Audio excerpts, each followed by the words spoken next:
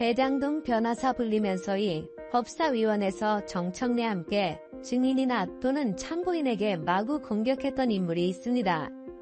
바로 박균택 위원 대장동 변호사로 불렸던 인물인데 박균택 위원에 대해서 경찰이 선거법 관련해서 무혐의 종결처리 그러니까 불송치 종결처리 하려고 했는데 그런데 검찰이 제동을 걸었습니다.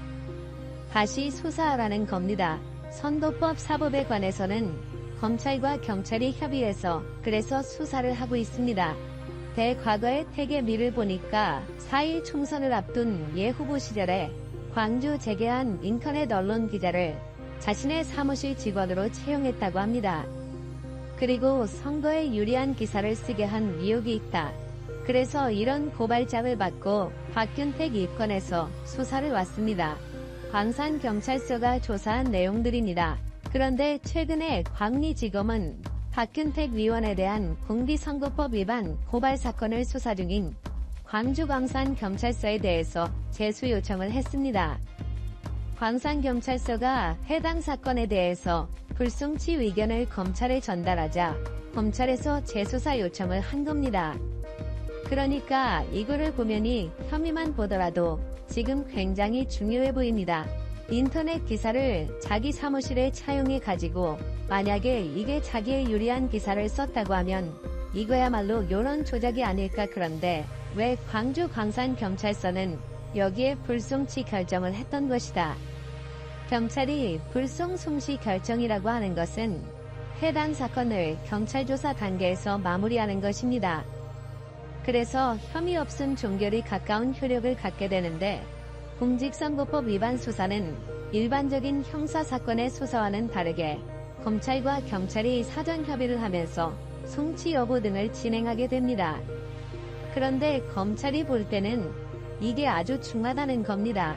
그런데 이 광주 쪽이니까 이 광산경찰서에서 뭔가 봐주려고 했다는 위 아닐까. 과거에도 이전 관련해서 성남푸시 후원만 관련도의 경찰은 불송 결정을 했지만 그러나 검찰 수사를 통해서 거기가 130억 원 이상의 이게 뇌물성 자금을 받은 것으로 확인을 하고 지금 지소가 돼 있습니다. 그래서 이 경찰 수사를 못 믿겠다 하는 이유도 바로 이런 것이 아닐까 이렇게 봐주는데 무엇보다도 박균택은 검사장 출신으로서 지금 대장동 변호사다. 그러니까 지금 법사위에 이건태, 박현택 등등에서 이게 이재명 관련해서 재판 또는 이재명 측근 관련해서 변호사 역할을 했던 사람들이 그 백지를 그래서 이게 치를 받는 게 그래서 변호사비 대납이하는 위를 받아왔습니다. 그 변호사비를 이재명이 지급하지 않고 배지를 대신 주고 그래서 변호사비를 통쳤다는 겁니다. 이들이 대부분 당선 가능한 지역에 출발을 했다는 점도 더더욱더 그런 의혹을 받고 있습니다. 한 6명 정도 5명에서 6명 정도 된다. 이렇게 알려주고 있습니다. 이것만 봐도 정말 팔은 차단거는데 지난번에 법사위에서 최상대 특검 관련해서 청문회를 열었는데 그때 당시 위정인으로 나왔던 이무상병 그 최상병 관련해서 상부에 있었던 사단장이 또는 거기 군 관계 지휘관들 거기 보고 삿대질을 하면서 당신들이 인간이야. 이렇게 하면서 마구 독소를 부었던 사람들이 바로 이 박균택입니다. 박균택 그동안 정청래 함께 상대방에 대해서 마구 안 말하자 악담을 퍼붓고 공말로 공격을 한 여기에 앞장섰던 인물로 평단을 받고 있습니다. 그런데 보니까 이건 그동안 많이 알려지지 않은 대목들입니다. 아마 그 지역 사이에서 많이 알려진 것 같은데 그러니까 그 지역 사이에 인터넷 기자를 사무실을 채용해가지고 자기에게 유리한 기사를 썼다고 하면 이거 누가 보더라도 명백하게 불법 아닌가. 그런데 왜 경찰은 이걸 무혐의 종결 처리하려고 했을까 싶다. 그래서 지금 강경 안팎에서는 경찰의 불송치 결정이 아주 이례적인 것이다. 그래서 이례적인 반려 수순을 바른다 하는 분석이 나오고 있습니다. 그래서 이 박균택은 지금 형사부장과 광주고검장을 지는 역도 있습니다. 그러니까 그 지역에 아주 탄탄한 기반을 갖고 있는 인물이다. 그 영향력이 있다. 그러니까 경찰이 알아서 기부 봐주려고 하지 않았을까 하는 의혹입니다. 그래서 검찰의 한 관계자는 경찰이 재수사 요청을 한 이유에 대해서는 수사 중인 사이기 때문에 밝힐 수가 없다. 이렇게 말하고 있습니다. 이러니 지금 경찰 수사를 믿지 못하겠다. 그래서 이 경찰에게 맡겨놨다는 그 큰 코 다친다. 그러니까 지금같이 이렇게 많은 사람들이 지금 선거법 관련해서 지금 걸려 있습니다. 그러니까 지금의 더불어 민주당에서 선거법 관련해서 기소될 것으로 예측되는 사람이 1000명에서 한 명 가까이 된다. 이렇게 알려주고 있습니다. 그만큼 이번에 선거법이 광범하게 걸려 있다는 겁니다.